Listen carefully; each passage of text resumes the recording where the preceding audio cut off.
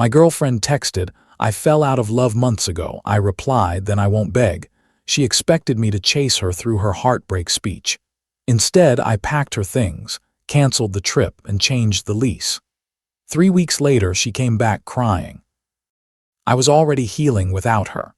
Original post: I'm Mason, 34M.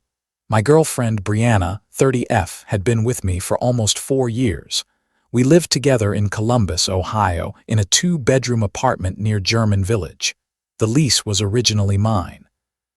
She moved in after year 2, because she said it made no sense to pay 2 rents when she was already at my place every night. I work as an IT project manager for a regional insurance company. Brianna worked as a social media coordinator for a boutique fitness brand. She was creative, charming, funny in public, and impossible to read in private. For the first 2 years, I thought we were solid. Then something shifted. Not one big thing. Small things. She stopped saying good morning unless I said it first. She stopped asking about my day. She started calling everything pressure. If I asked what she wanted for dinner, pressure. If I asked if she still wanted to visit my parents for Thanksgiving, pressure. If I asked whether she wanted to renew the lease with me, she said I was making her feel trapped. I listened. I tried to be patient. I gave space. I stopped bringing up the future. I stopped asking about rings, marriage, timelines, even vacations. And somehow I was still too much. The breaking point came on a Tuesday night. I was working late from home, trying to finish a client rollout plan. Brianna had gone to dinner with 2 coworkers. Around 10:40 p.m. I texted, "Are you still coming home tonight?" Not angry, not suspicious. Just a normal question because we had a dog then. A little rescue beagle named Otis, and he needed his medicine at 11. She replied at 10:58, "I fell out of love months ago. I just didn't know how to tell you." I sat there. Laptop open. Otis asleep under the desk, the apartment completely quiet. Then she sent another text. "Please don't make this harder than it has to be. I need you to respect my heartbreak too." Her heartbreak. That was the part that made me close the laptop, not the first sentence.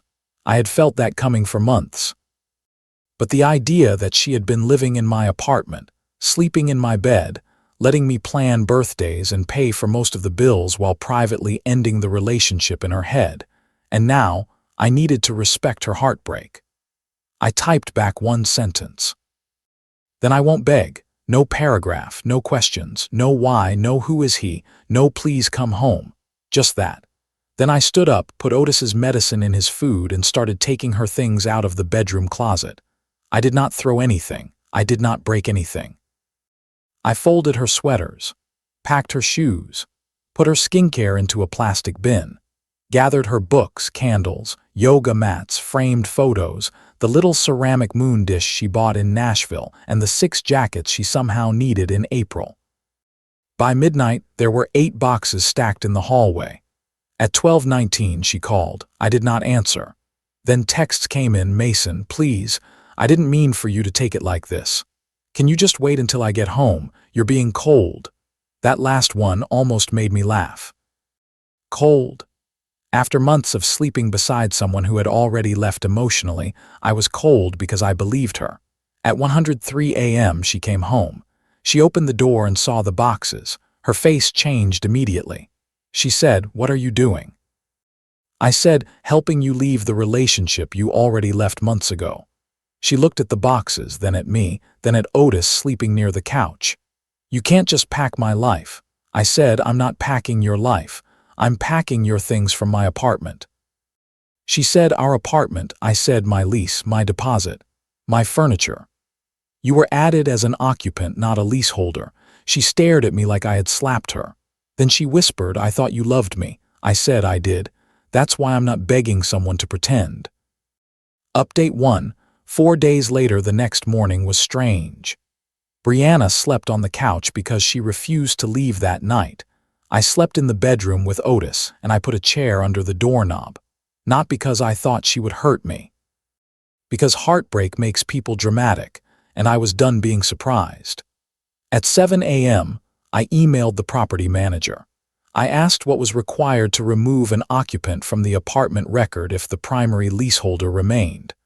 I attached my lease, the original deposit receipt, and my ID. At 813, the manager replied, Brianna was not financially responsible for the lease. I could submit a written request to remove her from the occupant list after she moved out. Good, clear, documented. Brianna woke up around 9 and acted soft. That was her first tactic. She came into the kitchen wearing my old Ohio State hoodie, the one she knew I liked seeing her in. She said, "Can we please not turn this into a war?" I said, "There is no war. You said you fell out of love months ago. You can stay with Madison or Kelsey until you find a place." Madison was her best friend. Kelsey was her coworker. She said, "I don't have anywhere to go." I said, "You had months to stop loving me. Apparently, you had months to plan." That made her cry. Not quiet tears. Performance tears.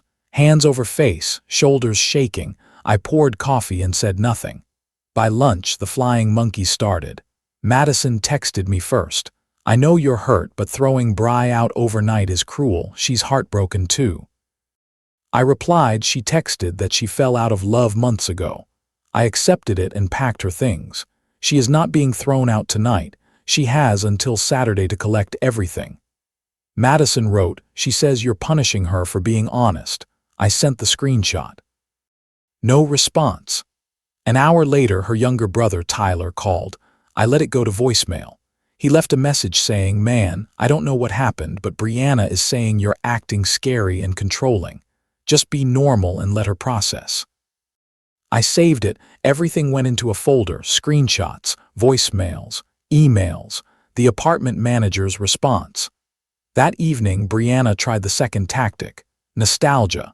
She sat on the floor beside Otis and said, "Remember when we got him?" "You said we were a family." I said, "I remember." She said, "So how can you just end the family?" I looked at her. "You ended it months ago. I'm just the first one saying it out loud." She hated that. She stood up and said, "You're making me regret ever loving you." I said, "You already stopped." Saturday came. Grant, my friend from work, came over with his SUV because I wanted a witness. Brianna's friend Madison came too, wearing sunglasses indoors like she was attending a funeral for a celebrity. They moved the boxes. Brianna kept pausing, looking around like she expected me to break. I did not. At the door, she said, "You'll miss me when this anger fades." I said, "I'm not angry anymore." She said, "Then what are you?" I said, "Tired." That was the truth. Update 2. 3 weeks later, the silence lasted 6 days. 6 beautiful, strange, heavy days. I cleaned the apartment, changed the sheets, moved my desk near the window, took down the framed print Brianna had insisted was our vibe, even though I never liked it. I started cooking again, nothing fancy. Eggs, chicken, rice, real meals instead of whatever Brianna ordered and called self-care. Otis adjusted faster than I did. Dogs know when the air gets lighter. Then Brianna came back, not physically at first. Digitally. She posted a photo on Instagram of a rainy car window with the caption, "Some heartbreaks happen quietly long before anyone sees the ending." I ignored it. Then another post. "Sometimes the person you thought was safe becomes the person who punishes you for changing." Ignored. Then Madison messaged me again. "She's not eating. Can you at least tell her you don't hate her?" I replied, "I don't hate her. I also don't want contact." Madison wrote, "That sounds like hate." I blocked Madison. The next day, Brianna sent a Venmo request for $1240. Description: emotional damages, moving costs, shared furniture. I stared at it for a long time. Shared furniture. The couch was mine, bought before she moved in. The bed frame was mine. The TV was mine. The dining table was mine. The only thing she had bought was a $79 side table from Target and 3 decorative pillows she took with her. I declined the request and wrote, "Please send any property or financial claims by email with receipts." She sent another request, $5,000. Description: wasting my time. I screenshotted it and declined. That night, she showed up at my building. The Ring camera caught her standing outside the front entrance at 11:36 p.m. She had a tote bag, wet hair, and the same hoodie. Always that hoodie. She called 5 times, then texted, "I just need to see Otis." I replied, "Not tonight. Please leave." She wrote, "You can't keep the dog from me." That was complicated emotionally, but not legally. I adopted Otis before she moved in. The adoption papers were in my name. The vet account was in my name. The microchip was in my name. I paid every bill. I replied, "Otis is mine legally. Please stop coming here unannounced." She stayed another 14 minutes, then left. 2 days later, she escalated. She came to my office lobby. I was in a meeting when the receptionist messaged me on Teams. "There's a woman here saying she needs to pick up a dog medication bag from you." A dog medication bag. Creative. I called reception and said, "She is my ex. Please ask her to leave. If she refuses, call building security." 5 minutes later, security called. She had left but dropped off an envelope. Inside was a handwritten letter, 8 pages. The first page said she missed me. The second said I had abandoned her. The third said she had been confused. The fourth said maybe she never stopped loving me.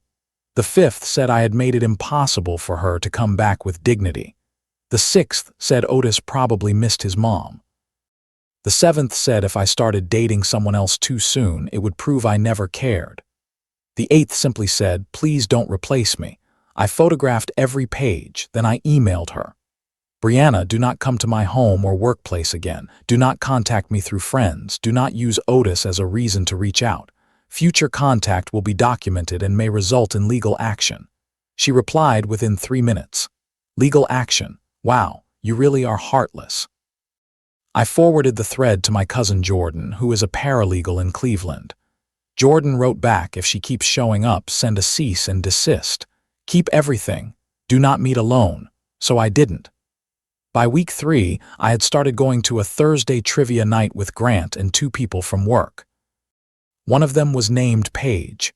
She was a nurse, 31, funny without being cruel, and asked questions without making me feel like I was under investigation. We were not dating, not really, just talking. But Brianna found out. Of course she did. Someone posted a group photo from trivia. Paige was sitting beside me, holding a basket of fries. That was enough. Brianna texted from a new number, "So this is why you threw me away. You had someone ready." I replied I had peace ready. That was enough. Then I blocked the number. Final update. 2 months later, the cease and desist letter cost $375. Jordan helped me find a local attorney who handled basic harassment letters. Her name was Dana.